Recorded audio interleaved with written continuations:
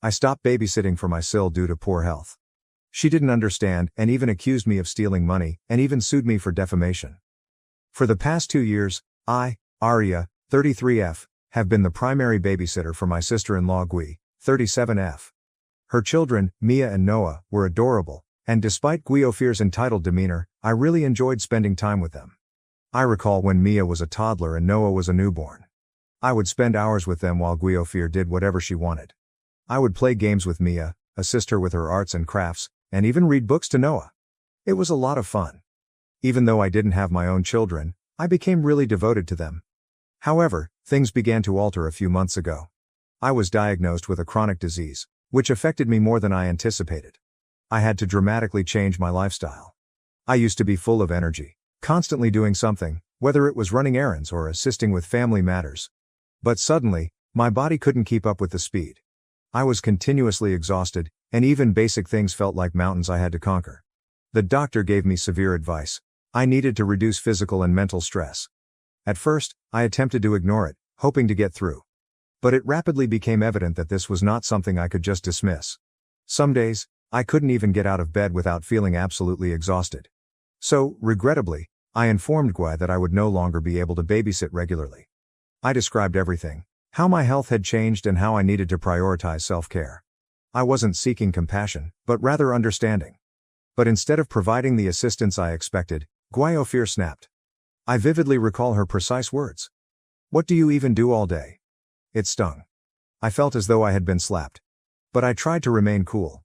I wasn't just lounging around all day, I was in constant pain and exhausted, which she couldn't understand. Yet here she was, making it appear that I was simply being lazy.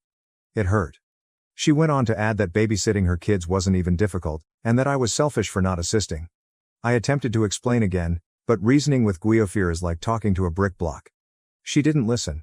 No matter what I stated, she was convinced I was exaggerating. I couldn't keep responding to her, so I decided to stop and hope she'd let it go. But she didn't. Every few days, she'd message me, wondering when I'd start babysitting again or expressing her desperate need for assistance. I felt like I was being guilted into giving in. At first, I tried to be strong and stick to my decisions. I was really concerned about my health and realized I needed to listen to my body. But after a few weeks, I began to have a creeping sensation of shame. I kept thinking of Mia and Noah. They were really sweet, and I felt like I was leaving them. It made me doubt myself. Was I being selfish? Perhaps I was simply overreacting to my condition. Perhaps I could still help out a little, just not as much as before. But then I'd remember how my body felt after overdoing it. That notion would bring me back to the facts of the situation. It wasn't only about me anymore. It was about my health, well-being, and my ability to care for myself over time. I didn't want to end myself in a worse situation because I felt guilty. In the end, Gui did not respond as I had expected. She never apologized or acknowledged how my health was hurting me. Instead, she sulked for several weeks. I didn't hear anything from her, other than the occasional passive-aggressive remark. It was difficult to deal with, but I knew I needed to keep my distance for my own safety. A month later, my husband and I received an invitation to a family dinner at my in-laws' residence. I honestly had mixed thoughts about going. I hadn't seen Guiofir since our last furious argument, and the prospect of her approaching me again made my stomach turn. But it was family, and I didn't want to cause any problems, so I agreed to go. I hoped things would be cordial and that Gui would have had the opportunity to reflect on her actions. Of course, that did not happen. I could feel the tension in the air from the moment we stepped through the door. Gui wasted no time making me the center of attention in the worst way possible. She greeted us with her smug look, which made me feel like she was already planning something. As we sat down at the dinner table, everyone was conversing, catching up, and generally having fun. It appeared to be a usual family dinner, until Guiofir decided to speak up. "So, Arya," she murmured. "Are you still too sick to help out with my kids, or is it just an excuse because you're too lazy to get off the couch?" The room went completely silent. I could feel my face burning as I struggled to remain calm. I'm not one to make a spectacle, but the comment hit me right in the gut. I had not informed my family members about my situation. My heart was beating, and I noticed everyone at the table shifting uneasily in their seats. I took a long breath and responded, attempting to keep my voice calm. "I've already explained my condition to you, Gui. It's not an excuse, I'm just trying to take care of my health." She did not even flinch. Instead, she smiled and remarked, "Health, huh? Maybe babysitting would do you some good. Get you off your pity train. She chuckled as if she had just told the best joke of the century, while the rest of the table exchanged uneasy glances.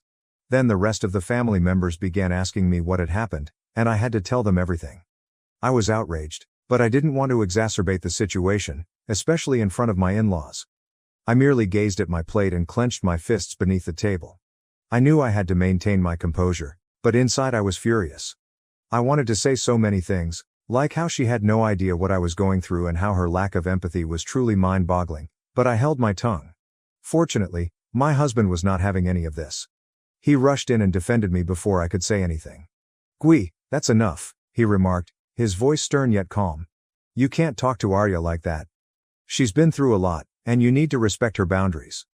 Even with his help, it appeared that the harm had been done. Gui was not one to back down lightly, and it didn't take long before she began making passive-aggressive remarks. "I just don't get it," she told me with a straight face. "It's not like I'm asking you to do anything hard. Babysitting is just watching the kids for a few hours. I don't understand what the big deal is." Everyone else at the table simply stared at their food, hoping that the conversation would cease. But it did not. Gui continued to press. "Maybe if you actually helped out, you wouldn't be so tired all the time." At this moment, I was finished. I was about to snap, but I did not want to cause a scene. So I took a big breath, feigned a smile and said, "Gui, I've already told you that I can't babysit on a regular basis right now. If you don't understand that, perhaps we should just leave it at that." She didn't say anything after that, just looked at me curiously. I attempted to dismiss those ideas and concentrate on the fact that I had stood up for myself. But it was difficult not to feel insignificant in the face of Gui's complete disregard for my sentiments. The rest of the evening was as miserable as you might expect. Gui maintained her distance, but the tension in the air was strong, and I felt unable to relax. Unfortunately, her resentment did not stop there. Oh no, it got much worse. A few days after the family meal, I was sitting at home, trying to relax after another long day, when there came a tap on the door. I wasn't expecting anyone, so when I opened the door, I was surprised to see a police officer standing on my porch. My heart sank into my stomach as I struggled to make sense of what was occurring. I stood there in full shock as the police officer claimed that he was coming to investigate a theft report. Apparently, Gui had filed a lawsuit accusing me of taking money from her home. The words barely registered in my head at first. A theft report? Against me? I was unable to make sense of it. I immediately called Gui to try to acquire some information. My hands shook as I held the phone to my ear, my heart thumping in my chest. The phone rang for a few seconds before she answered. "Gui," he replied. "What is going on? Why are the police at my door? Why would you accuse me of stealing from you?" She wasted no time flinging insults at me. "You think you can just ditch my kids and get away with it?" she said over the phone. "Maybe this will teach you not to mess with me. I'm not going to let you get away with anything." I was shocked. This woman had truly gone to this length to make my life miserable. The claim was ridiculous, and I couldn't believe I was actually having this conversation. But it wasn't about reason or logic for her, it was about vengeance. She appeared to be eager to go to any length to punish me for setting boundaries and asserting my rights. I tried to remain calm, but my rage was boiling over. "Gui," I muttered through clenched teeth, "I didn't steal anything from you. This is insane. Why would you even make something like that up?" But she laughed, as if she relished seeing me upset. "I'm not talking to you about this anymore," she said abruptly, hanging up the phone. I stood there in shock, staring at my phone. How could somebody be so petty and malicious? I had no idea how to digest what had just happened. The police officer was standing there, and Gui had gone as far as accusing me of stealing. Stealing. It was ridiculous, and yet here I was, forced into this nightmare. Fortunately, the police officer recognized that something was not adding up. After a little talk, he had begun to see through her tale. Maybe I was an easy target for her. But I had no motivation, no opportunity, and certainly no experience with anything like this. In fact, I had been home the whole day the money allegedly went missing, and I had a solid alibi. The officer even checked our security camera to verify my whereabouts. It wasn't long until the entire situation imploded. The officer was courteous and professional, apologizing for any difficulty and assured me that everything had been resolved. But the harm had already been done. Gui had attempted to drag me through the mud, and I had to cope with the consequences of her petty behavior. Despite the fact that I was not in trouble, the entire experience left me shaken. Her scheme backfired spectacularly. When Mark found out about the police complaint and what Gui had done, he was furious. I'd never seen him that angry before. He'd always been the calmer, more patient one in their relationship, but this was the final straw. From what I could tell, he hadn't been pleased with her recent behavior, but the theft claim appeared to be the tipping point. It felt like something inside him cracked. He marched up to her and demanded she apologize to me. Of course, Gui refused. She was too proud, headstrong, and, frankly, humiliated to accept her mistake. I only learned about all of this after Mark came to my house to apologize on her behalf. To be honest, I wasn't delighted with their relationship. It seemed strange to be caught in the middle of their turmoil. But at the same time, I felt vindicated. She had tried to ruin my life with her falsehoods, and the consequences were now catching up with her. I couldn't help but feel a sense of relief that things were finally unraveling for her. The saddest thing for Gui was when news of the police report reached the school where she worked.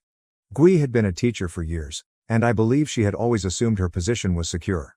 However, after the school learned about the fabricated theft claim and the participation of the police, things began to fall apart for her in a dramatic manner. While no legal charges were filed against her, the fact that she had contacted the authorities in such a petty and vindictive manner was enough to ruin her reputation. I couldn't help but feel bad about how much I enjoyed watching her life collapse. I knew it wasn't polite to enjoy someone else's demise, but after everything she'd put me through, it almost felt justified. It was as if the cosmos was finally serving her a dose of her own medication. For so long, she moved around with a sense of entitlement, as if the world revolved around her. And suddenly, everything was falling apart. Of course, none of this was without consequences for me. As much as I wanted to move on and leave this mess behind me, it seemed like every time I took a step forward, I was drawn back into the drama. I began to feel sorry for the folks in our family who were caught in the middle, trying to decide which side to take. A few family members felt sorry for her and suspected that I had exaggerated or misread her intentions. But for the most part, they supported me. Still, there were awkward occasions at family gatherings when I had to act as if nothing was wrong when, in reality, things had gotten exceedingly strained. Gui's life has fallen apart, and it appears that she is blaming everything on me. She lost it during another one of our family confrontations, pointing her finger and yelling that I was to blame for everything that had gone wrong. She exclaimed that if I hadn't been so theatrical during babysitting, none of this would have occurred. It seemed as if everything that had gone wrong in her life was now my fault. But I had already learned to maintain my composure. I did not participate in the yelling match. Instead, I answered calmly, "Gui, I didn't make you mock me at dinner. I didn't force you to file a false police report. You did this to yourself." It felt strangely empowering to speak those words. For once, I was not going to let her twist the story or make me feel like I was wrong. I won't lie. As I watched her spiral, I felt a little sense of justice. Seeing someone so toxic face the repercussions of their actions seemed natural, even if I didn't take joy in her suffering. I'd endured enough of her harshness. I had to tell myself that this wasn't some small victory for me. It was merely the result of her own actions. The fact was, I never wanted to be a part of this drama in the first place. I merely requested some space to concentrate on my health and well-being. But Gui interpreted that request as a personal attack. Everything that followed, her allegations, lies, and attempts to tarnish my reputation, was entirely her doing. I was not the one who escalated things. But I wasn't going to back down. Gui no longer talks to me, and honestly, I'm perfectly okay with that. If she cannot respect my boundaries, we cannot recover our relationship. I've realized that certain individuals are simply not intended to be in your life, no matter how close you were before. I have moved on from the drama and am finally at peace with it. The only thing I regret, if you can call it that, is the impact this entire situation has had on her children. Mia and Noah were completely innocent throughout all of this, and I have always loved them as if they were my own. I remain hoping that kids will grow up to be kinder and more understanding than their mother. I do not want children to inherit her bitterness and venom. However, the situation does not end here. Gui now faces serious consequences for making a fraudulent police report. I honestly didn't expect her to be held accountable, but it appears she is being investigated for making a fraudulent allegation. It appears that she may be required to pay a fine or face some type of penalty. Frankly, it could not have occurred to a more worthy individual. I'm not sure what the legal implications will be for her, but it appears that she'll have to deal with it one way or another. Of course, even as the walls close in on her, she refuses to accept responsibility for her deeds. Gui began calling me in an uncharacteristically out-of-touch manner. She's actually asking me to pay her fine. Yes, you read that correctly. She wants me to pay for the mess she made, as if I owe her anything after everything she's put me through. It's truly comical, and I'm just sitting here shaking my head. At first, I had no idea how to reply. It's not like I want to go back and forth with her. Every time we communicate, I feel like I'm taking a step back in my healing journey. But this was different. This was her attempt to manipulate me one more time. And I was not having it. I've spent the last 2 months focusing on myself and regaining my peace. And this phone call felt like a slap to the face. She had no right to ask for anything after how she treated me. But then she brought her children into it and attempted to make me feel bad. I don't know what to do now. Do you have any suggestions? Update.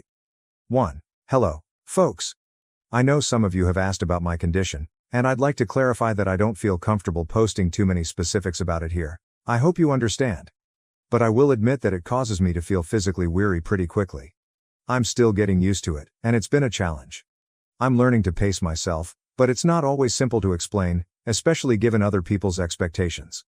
A couple of you also wondered how I ended up babysitting for Gwai, so I thought I'd tell you a little bit about it to provide some perspective. Several years ago, I lost my job. To be honest, I had a difficult time. I'd been working in a tough capacity that frequently left me feeling burned out. After losing that job, I was at a crossroads, wondering what to do next. I didn't want to rush into another full-time job that would be equally hectic, so I decided to take some time to figure things out. Around that time, I acquired a part-time remote job that proved to be a true blessing. It's flexible, pays well, and I can work from home, which gives me more control over my schedule. Honestly, it's been a terrific balance that I've been able to maintain. Even though it is only part-time, my husband has an excellent job, which helps. We've been able to maintain a decent financial situation together, so things worked out, even though it wasn't the job route I had planned. Now that I was working from home and had more spare time, I began looking for activities to occupy my days. That's how I ended up babysitting for Gwai.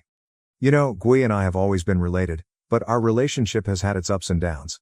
She's not the easiest person to get along with, but when I lost my job, I had a lot of free time and figured I could help out with her kids. It began when she had to leave for a trip with her pals and her regular babysitter canceled at the last minute.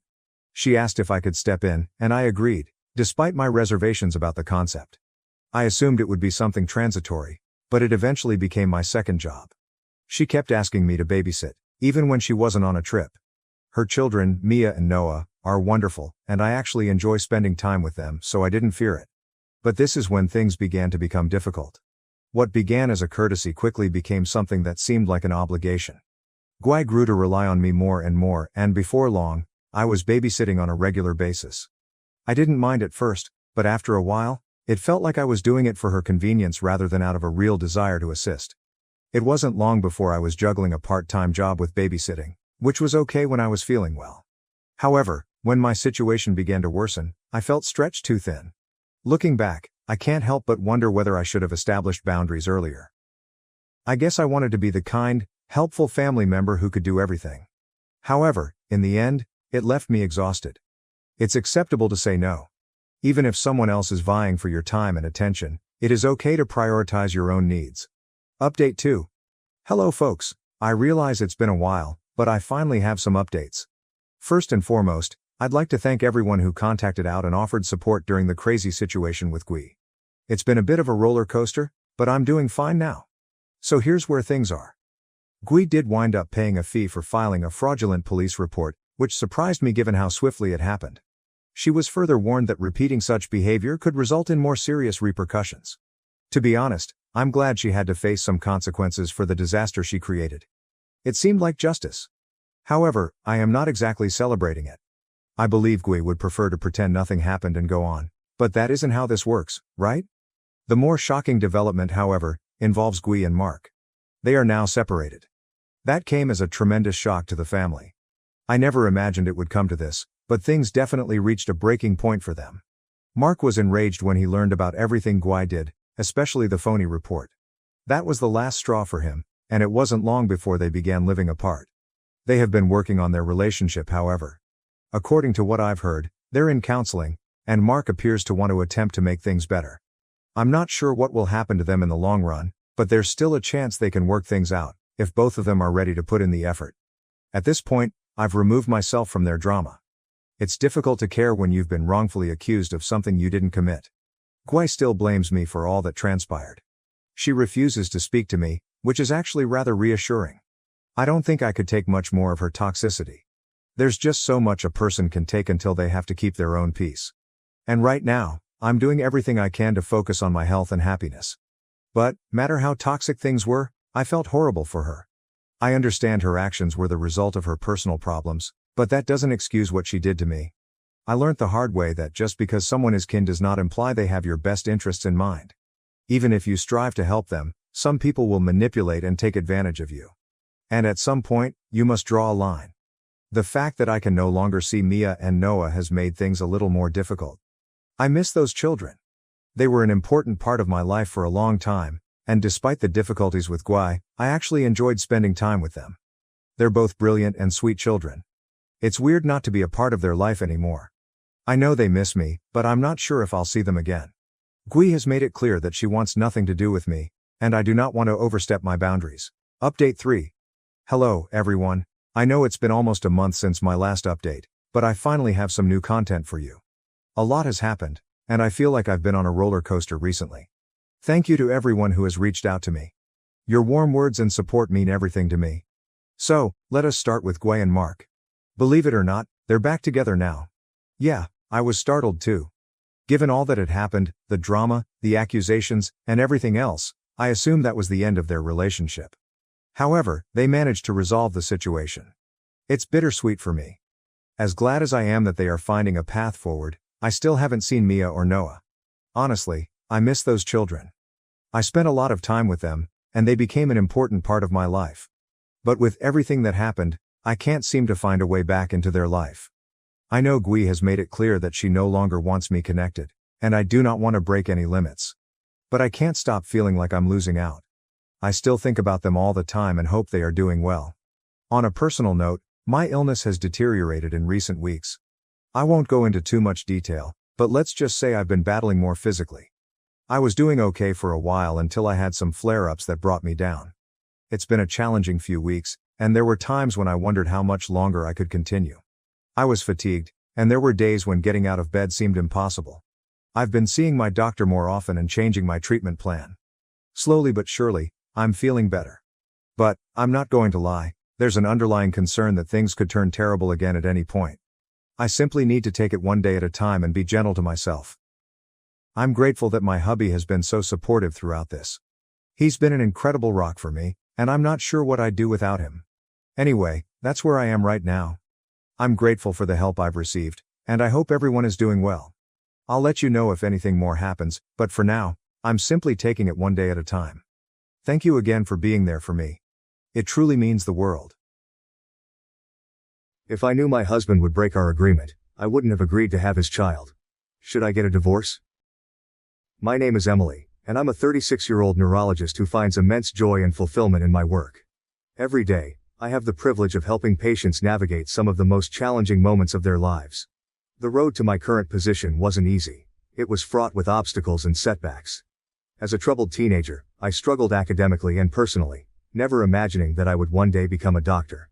My journey began with remedial classes at a local community college, where I slowly but steadily built up my academic credentials. Through sheer determination and countless hours of hard work, I eventually gained acceptance into medical school at the age of 26. This achievement was a turning point in my life, and I was overjoyed to finally be on the path to fulfilling my dream. During my third year of medical school, I met James, a charming and supportive man who would later become my husband. James, now 37, works in marketing, and despite our different career paths, we bonded over our shared values and mutual respect for each other's ambitions. From the very beginning, I was honest with James about my uncertainty regarding having biological children. My dream had always been to adopt from foster care, driven by a desire to provide a loving home to children in need. James seemed to understand and respect this, and it became a cornerstone of our relationship. Our relationship blossomed quickly, and we got married 4 years ago in a beautiful, intimate ceremony surrounded by close friends and family. Our marriage was built on a foundation of mutual respect, understanding, and a shared vision for our future. In our early discussions about starting a family, I reiterated my preference for adoption. James at the time was supportive of this idea, and we both agreed that when the time was right, we would open our home to a child in need. However, life has a way of throwing curveballs, and our plans began to shift when James's best friend had a baby boy last year. Seeing the joy that a biological child brought into his friend's life, James started to express a stronger desire to have a child of our own. I was initially resistant to the idea, especially since I was just beginning to establish myself in my career as an attending physician. I wanted to wait a few more years before revisiting the topic of children, but fate had other plans for us. Our lives took a surprising turn in August of last year when I discovered I was pregnant. It happened unexpectedly due to a condom breaking during sex, and the realization hit me like a ton of bricks. As someone who had always been cautious and responsible, this news was shocking and overwhelming. My initial reaction was to consider an abortion. I was just beginning to establish myself as an attending physician, and the timing felt all wrong. I loved my job, and I wasn't ready to put my career on hold. James and I had many long, heartfelt conversations in the days following the discovery. He was incredibly supportive and understanding of my feelings, but I could see the excitement and longing in his eyes at the thought of becoming a father. He shared his dreams of what our life could look like with a child and assured me that we could make it work. Despite my reservations, I began to see the potential joy a baby could bring into our lives. After much soul-searching and many late-night talks, we decided to keep the baby. One of the pivotal points in our decision was the agreement on childcare. We knew that balancing a new baby with my demanding career would be challenging, but James was willing to make a significant sacrifice. He offered to quit his job and stay home with our daughter until she was old enough to start preschool. This plan made financial sense, as I earned 3 times his salary, and it would allow me to continue my work without interruption. My career as a neurologist was just taking off, and I couldn't bear the thought of stepping away from it. After 4 years of medical school and another 4 years of residency, I was finally practicing on my own. I was passionate about my work and felt a deep sense of fulfillment in helping my patients. The idea of staying home as a full-time mother didn't appeal to me at all. I respected stay-at-home mothers, but I knew it wasn't the right path for me. I would go crazy being at home all day, away from the stimulating and rewarding environment of my job. Another critical factor in our decision was my deep-seated mistrust of daycare centers. As a victim of molestation when I was young, I had significant trust issues. The thought of leaving my daughter in the hands of strangers when she wouldn't be able to express herself verbally was terrifying. I couldn't shake the fear that something bad might happen to her, and she wouldn't be able to tell us. James understood this fear and shared my concerns. He agreed that it was best for him to stay home with our daughter until she was old enough to communicate effectively. As the months went by and my pregnancy progressed, we both prepared for the arrival of our daughter with a mix of excitement and apprehension. We attended prenatal classes, set up the nursery, and read countless parenting books. James threw himself into his role as the soon-to-be primary caregiver, researching everything from baby care to early childhood development. We both knew that our lives were about to change dramatically, but we felt ready to face the challenges together. In the final weeks leading up to the birth, we grew closer as a couple, united by our shared commitment to our future family. We talked endlessly about our hopes and dreams for our daughter, imagining the life we would build for her. Despite the initial shock and uncertainty, we had found a way to embrace this unexpected journey, trusting in our love and partnership to guide us through the unknowns ahead. Our daughter Lily was born on a cool October morning, and the experience was both overwhelming and profoundly moving. The labor was long and exhausting, but the moment I heard her first cry, a wave of emotions washed over me. Holding her tiny fragile body in my arms for the first time, I felt a deep, unspoken connection that words could never fully capture. James was by my side throughout the entire process, his eyes filled with tears of joy as he held our newborn daughter. It was a moment of pure, unadulterated happiness that we would cherish forever. The initial weeks of parenthood were a whirlwind of sleepless nights, diaper changes, and constant feedings. Despite the exhaustion, we both felt an incredible sense of fulfillment. James quickly embraced his role as the primary caregiver, handling most of the nighttime feedings and diaper changes so that I could get some rest. He was a natural with Lily, soothing her with gentle words and rocking her to sleep in his arms. I was grateful for his unwavering support and dedication, which allowed me to recover and bond with our daughter during those early days. As the weeks passed, we gradually settled into a routine. I cherished the quiet moments when I could nurse Lily and watch her delicate features as she slept. Despite the challenges, the joy of seeing her first smile and hearing her soft coos made it all worthwhile. James and I worked as a team, navigating the ups and downs of new parenthood together. As Lily approached 9 weeks, I began preparing to return to my practice. The thought of resuming my work filled me with excitement and a sense of purpose. I had missed the intellectual stimulation and the satisfaction of helping my patients. Returning to my practice also meant reclaiming a part of my identity that extended beyond being a mother. I spent hours organizing my schedule, ensuring that everything would be in place for a smooth transition back to work. James, on the other hand, was adjusting to his new role with a mix of confidence and trepidation. He had taken to fatherhood remarkably well, but the reality of being the primary caregiver was starting to set in. We discussed the logistics of my return to work, and he assured me that he was ready to take on the full responsibility of caring for Lily during the day. His initial reactions were supportive, but I could sense an underlying anxiety about the significant change in his daily life. To ease the transition, we set up a detailed schedule and list of tasks to help James manage his new responsibilities. We also discussed the importance of communication and supporting each other through this new phase. I made sure to reassure him that we were in this together and that I would always be there to help and support him. As my return to work drew closer, I felt a mix of excitement and apprehension. I was eager to reconnect with my colleagues and patients, but the thought of leaving Lily, even in James's capable hands, tugged at my heart. We were embarking on a new chapter in our lives, one that required balance, understanding, and a deep commitment to our family. Together, we faced the future with hope and determination, ready to embrace whatever challenges and joys lay ahead. As the time came for me to attend a medical conference out of state, I felt a mix of excitement and nervousness. The conference was a prestigious event where I could learn about the latest advancements in neurology, connect with colleagues, and present my own research. It was my first major professional engagement since Lily's birth, and I was eager to immerse myself in the stimulating environment of my field. However, leaving Lily and James for the weekend was a daunting prospect. I trusted James completely, but I knew it would be a challenging experience for him to handle everything on his own. The conference itself was everything I had hoped for and more. The sessions were enlightening, and I felt invigorated by the new knowledge and ideas being shared. I reconnected with old friends and made new contacts, all while proudly sharing stories and pictures of Lily with anyone who would listen. Despite the excitement, a part of me missed my family terribly. I called James frequently, checking in on how he and Lily were managing. Each time, he assured me that everything was fine, though I sensed a hint of strain in his voice. When I returned home late Sunday evening, I found James looking more exhausted than usual. The house was tidy, and Lily was peacefully sleeping in her crib, but something about his demeanor seemed off. I decided to wait until the next day to ask him about it, giving him the space to unwind from what must have been a long weekend. The next morning, after Lily had gone down for her nap, I gently pressed James to tell me what was on his mind. At first, he shrugged it off, but with some coaxing, he finally opened up. Instead of the tears and vulnerability I expected, he erupted into anger. "I can't do this anymore, Emily. I'm not your damn nanny." His outburst took me by surprise. This was a side of James I hadn't seen before. "James, what are you talking about?" I asked, my voice trembling with a mix of confusion and fear. "I'm talking about being stuck here with a baby all day while you get to go off and live your dream. Do you have any idea how trapped I feel? How miserable I've been?" His words were like daggers, each one cutting deeper than the last.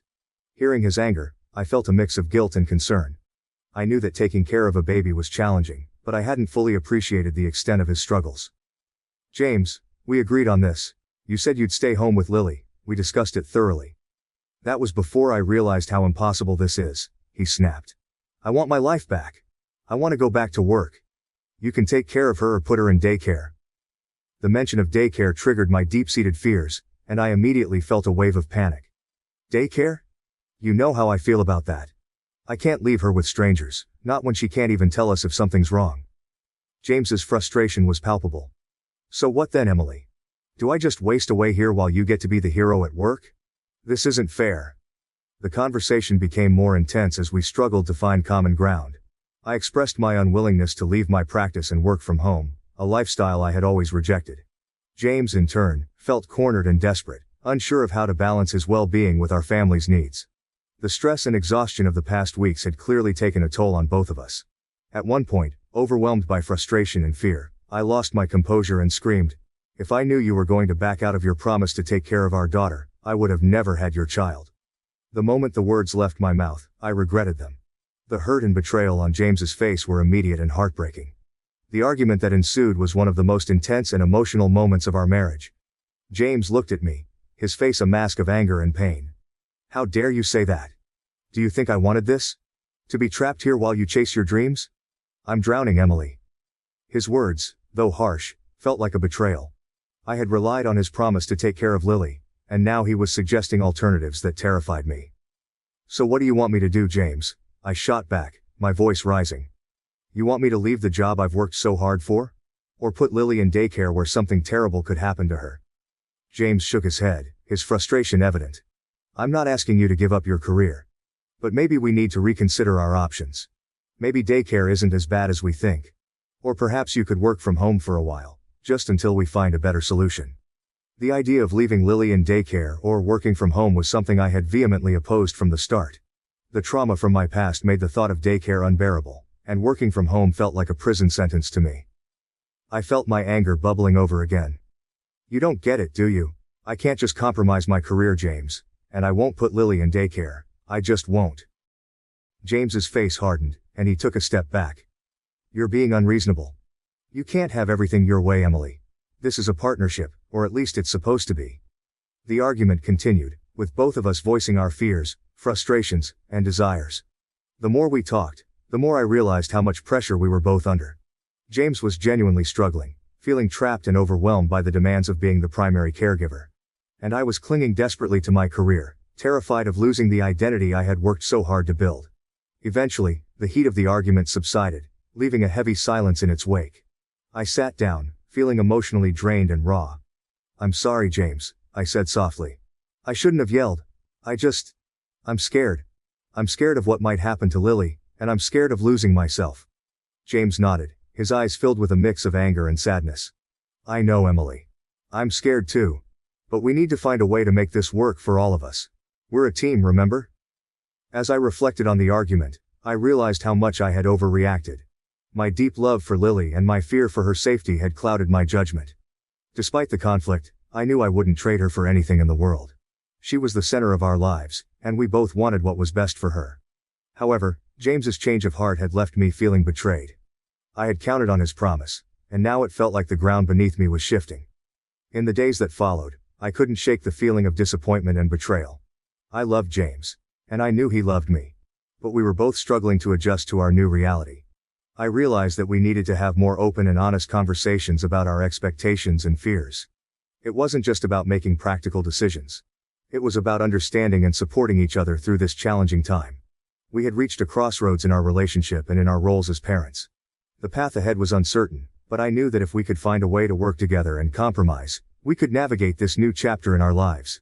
Our love for each other and for Lily would guide us, but it would require patience, understanding, and a willingness to adapt.